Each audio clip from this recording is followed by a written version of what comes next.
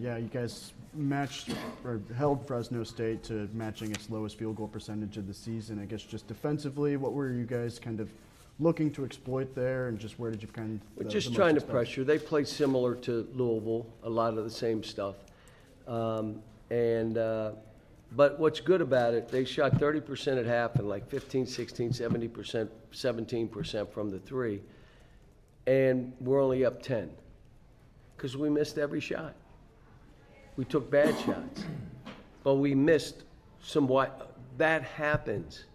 Can you just stay locked in and making sure you're not now missing a shot or turning it over and then breaking down on defense? That kills your team. Just whatever happens, move on. There's no one on this team where you say, well, he's coming out when he makes mistakes. No, unless you don't dive on the floor, you don't run back or something like that.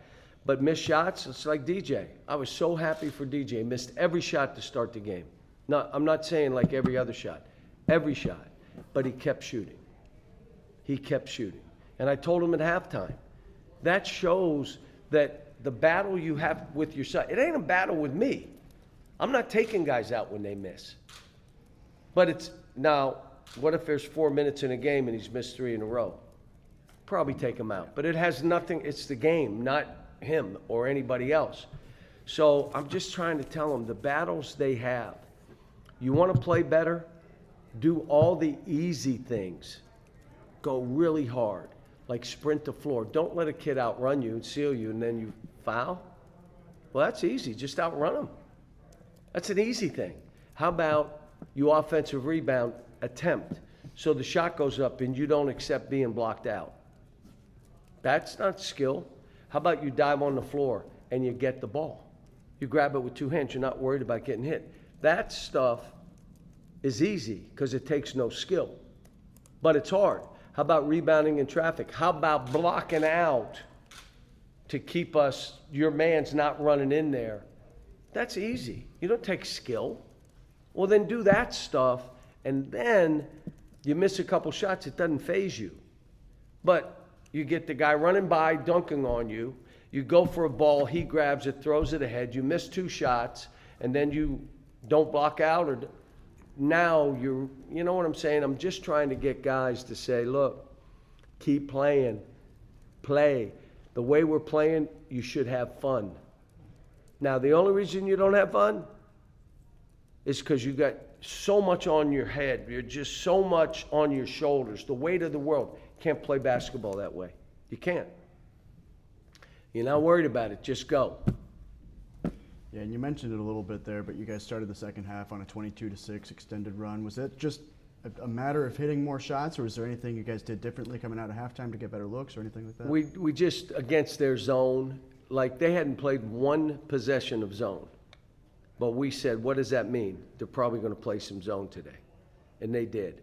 And it was a little bit of a funky zone, so it took us a minute to figure out. And then DJ got corners, and then we knew where we could attack it a little bit. But Carter made shots. DJ made shots. Made a couple breakouts, and put more. When you're making shots, it even puts more pressure on their offense.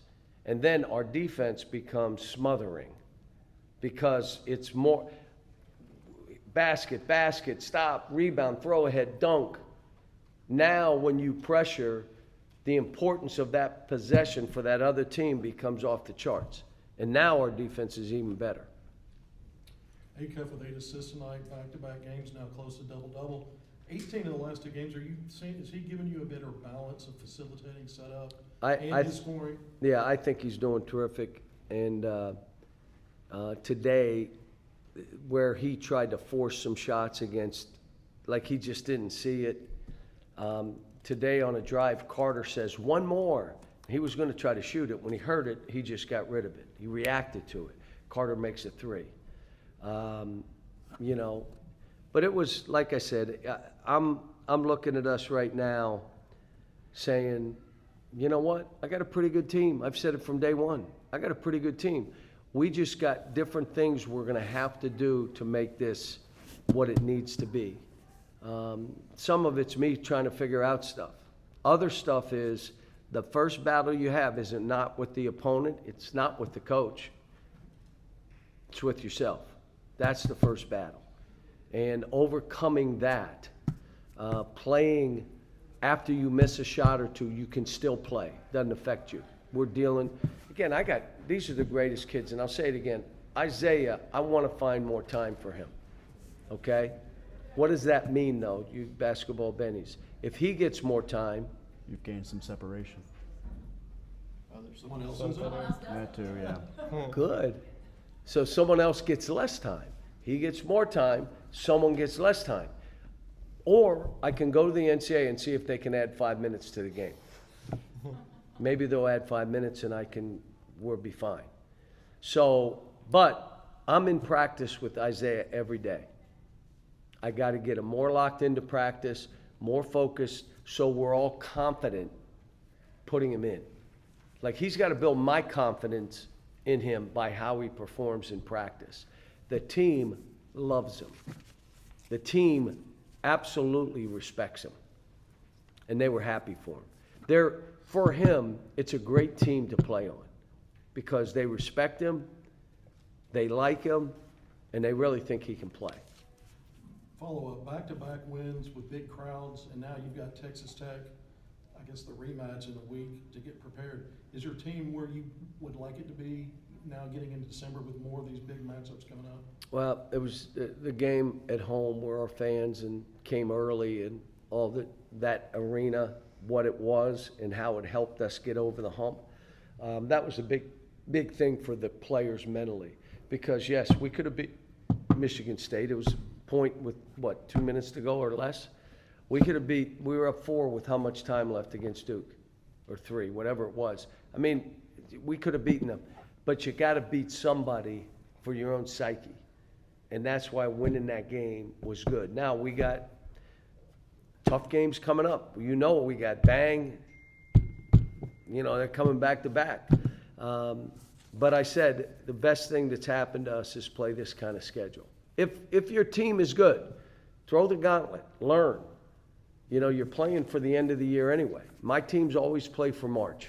That's the whole ball of wax. That's what we play for. Have you talked to Billy at all on what happened? I said, Billy, come on. I said, I was just happy they didn't throw him out for the next game. I said, and I was upset because there's a lot of holding, shoving and stuff, and I knew it could get chippy. And I didn't want anybody to get hurt. That's what the score was 30. What would I care? Well, I don't want someone to get hurt. If it gets rough like that, call it. Because, these guys they got pride. You hold them and they're going to shove you and all that kind of stuff. So. What does it do for the team when Carter's able to hit a few? Can't hear you. What does it do for the team when Carter's able to hit the threes like he does and the well-roundedness? No, it's good for Carter. Like, we got to get more from him defensively, more from him rebounding, coming up with loose balls, and then offensively doing the stuff you're capable of doing. Late in the game, he wants it forced to that right hand, but everybody analytically knows 90% of the time he's trying to go right. We're in practice, what we're telling him? You're not going right one time. You're going left. Don't care if you turn it over, miss the shot. You got to figure it out. And so, but like I said, he and I have talked. I just said, look, I'm doing everything I can, but I can't do it for you. He's playing good. I want him to be great. I want him to be the best offensive rebounder we have because he runs. I want him to fly up and down the floor so he can finish. I want him, when he's open, shoot balls. I'm not telling you not to shoot. But again, he's playing good. I just want him to be great. Coach, you always talk about coming to North Little Rock and doing these games, and we just had a chance to talk to Carter, and he said, you know what?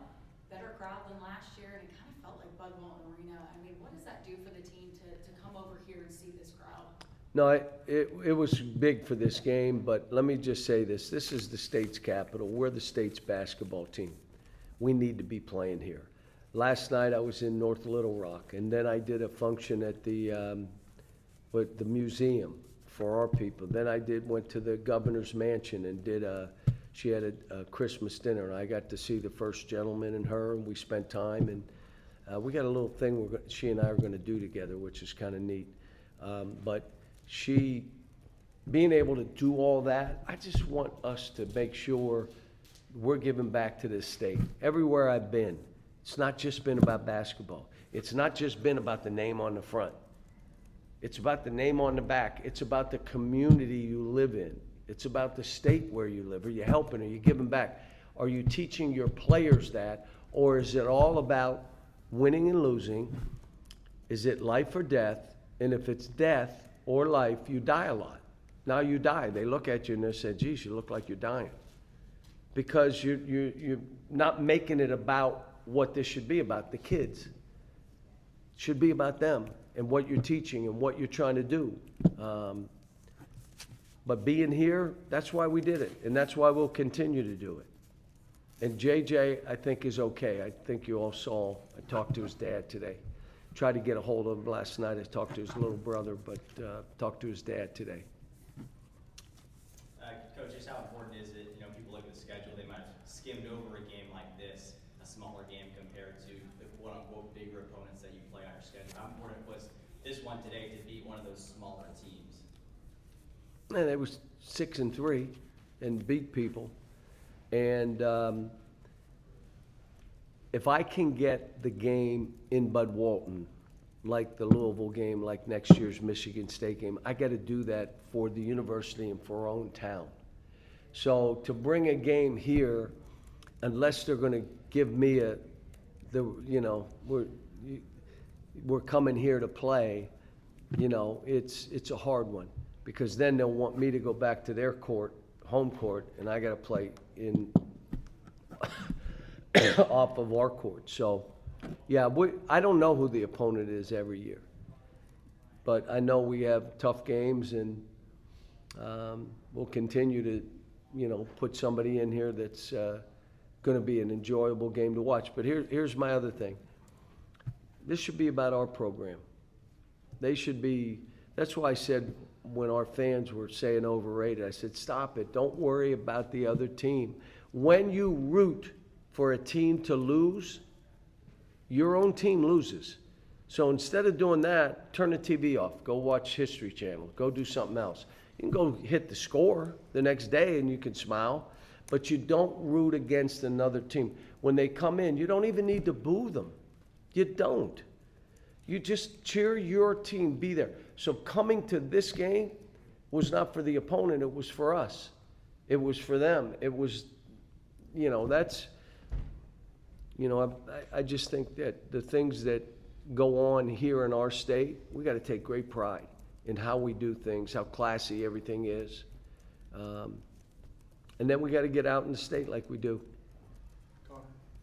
Yeah, Coach, you talked about limiting Fresno State from 3. You also forced 17 turnovers. Just does it feel like your guys are making more strides at the defensive end as we get closer to conference play? We still, here's the thing.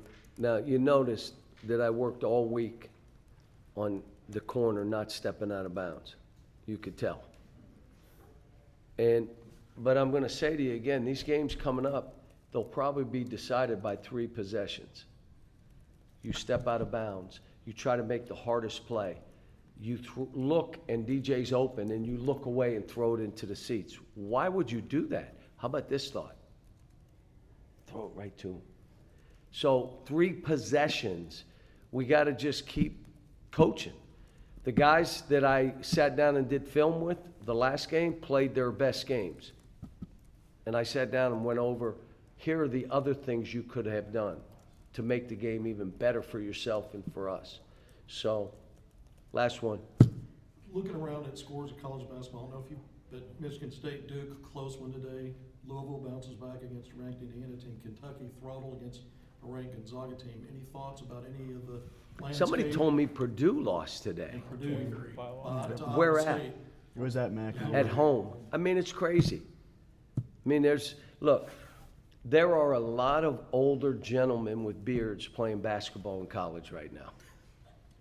There are. So the one that's crazy is the guy comes in and he's waving to his kids, up in the seats. And you're like, wait a minute, the guy got 2 kids. He's still playing college basketball. Crazy thing, he's using NIL for his first wife's alimony. And now he's still playing college basketball. Are we nuts? So now you have these kind of games and these kind of scores. That team is really old. My guess is, again, we're probably the youngest team in the SEC. We'll be one of the 3 youngest teams in the SEC. Those teams are old. Last year, every team was old in our league. They were old. And so now you're going to have those kind of things. And you're also going to have a team like a Fresno beat somebody because they got all grad students, seniors, and their average age is 25. And your average age is 19 or 20. It's 5 years. And it's not just physically. It's mentally, being through wars. So until we fix the eligibility thing, this is what it is. And 1 game in the NCAA tournament now, been that way for a while, where before it wasn't that way. You get up 10 on somebody, 15 in the NCAA, it was over. Now, 20 points, and you're like, oh man, I hope we can hold on. Thanks.